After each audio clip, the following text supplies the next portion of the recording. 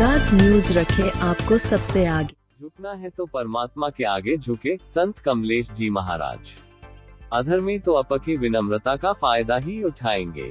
पशुपति नाथ मोहाना स्थित पीठ धाम आश्रम के संत कमलेश जी महाराज ने सांगानेर स्थित गायत्री भवन में रविवार को आयोजित संगत में आए भक्तों को प्रवचन देते हुए कहा कि विनम्रता और कमजोरी के बीच का फर्क समझाते हुए कहा कि झुकना एक श्रेष्ठ नीति है। हमारे पुराण और संतों ने विनम्रता के भाव के लिए कहा है कि जो झुकता है वो पाता है, परंतु विनम्रता और कमजोरी में सिर्फ एक ही बात का अंतर वो है कि आपके अंदर की सच्चाई। आप सच्चे हैं तो भी आपके झुकने का भी कुछ अधर्मी लोग फायदा उठा लेंगे और आपको नुकसान पहुंचाने का कोई भी अवसर जाने नहीं देंगे। आप सच्चे हो तो झुकना व्यर्थ है, उस परिस्थिति में बराबर से लड़ना ही विकल्प है।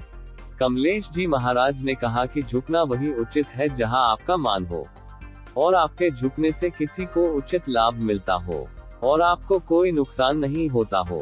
कुछ लोग सिर्फ किसी को खुश करने के चक्कर में झुकते हैं, वो अपना मान खोते हैं। विनम्रता एक पूंजी है जिसको संभाल कर खर्चा करना जरूरी है। परमात्मा के आगे झुको जिसमें सबको देने की ताकत है। जिसके आगे झुकने से तुम्हारा मान बढ़ता है, यही सत्य है।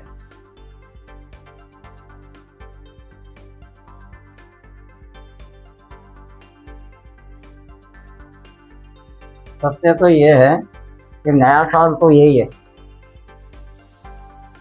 ब्रह्मा जी ने ऐसा कहते हैं कि सृष्टि की रचना भी इसी दिन की थी, ऐसा लिखा हुआ है। तो सबको खुद को ही, क्योंकि हमारे हिंदुस्तान में हिंदू संस्कार सब में निर्मित हो, ये उसका साल है। अब हर प्रत्येक व्यक्ति खुद ये अंदाज लगाए कि एक तो ये साल है जब व्यक्ति व्रत रखता है, उपवास रखता है, और एक वो साल है जब रात को पार्टियां चलती है। उपवास तो जरूर, पार्टियां चलती है दूसरे दिन भी और साल के पहले दिन भी। इसलिए सबको ऐसे समय पे कि जब परिवर्तन की तरफ हम आगे बढ़ रहे हैं, तो उसमें सबको ये धारणा बनानी पड़ेगी कि हम हमारे बच्चों में हिंदू संस्कारों का निर्माण कैसे करें। और जब प्रत्येक परिवार ये समझ लेगा और धारणा बना लेगा कि नहीं, हमारे बच्चों में हिंदू संस्कारों का निर्माण होना चाहिए, तो हिंदू राष्ट्र की बात करने वाले जो हमारे सभी लोग हैं, उसको कोई रोक नहीं सकता। सबसे पहली बात, इस नववर्ष पर मैं, जो जितने भी अनुयायी मेरे से जुड़े हुए हैं और जो भी लोग मुझे सुनते हैं, मैं यही कहूँगा कि हम एक चीज का संकल्प कम से कम लें, बेवजह असत्य नहीं बोलें, झूठ का सहारा नहीं लें।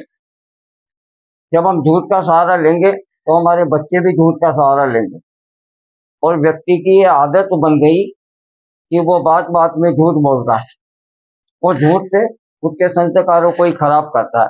और जिस परिवार में, एक एक परिवार में जब असत्य की जगह सत्य का निर्माण होगा, उस परिवार से, उस मोहल्ले में, उस मोहल्ले से उस कॉलोनी में, उस कॉलोनी से उस कस्बे में, उस राज्य में, पूरे देश में इस बात का निर्माण अपने आप होगा कि नहीं, असत्य असत्य है और सत्य सत्य है।